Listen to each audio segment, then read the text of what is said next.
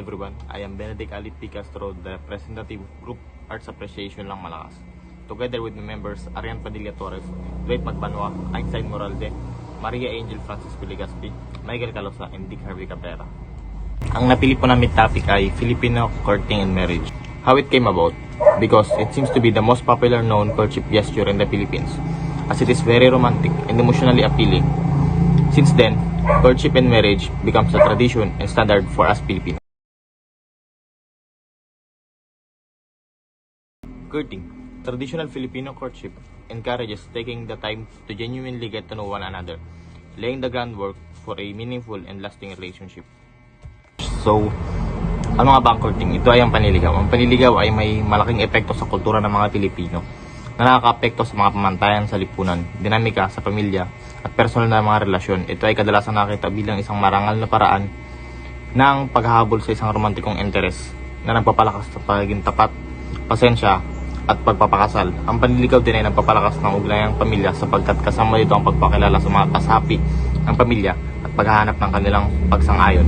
Bukod dito, nakakatulong ito sa pagpapanatili ng tradisyonal na mga halaga at nagpapalakas ng pakiramdam ng komunidad sa loob ng lipunang Pilipino. Marriage. The commitment made by the couple is not only a personal pledge, but also a declaration of their intention and contribute to the strength and cohesion of their extended families. Respect for elders and authority figures is deeply ingrained in Filipino society. This reverence is reflected in wedding traditions. Seeking the blessing and approval of parents and elders is a crucial step in marriage process.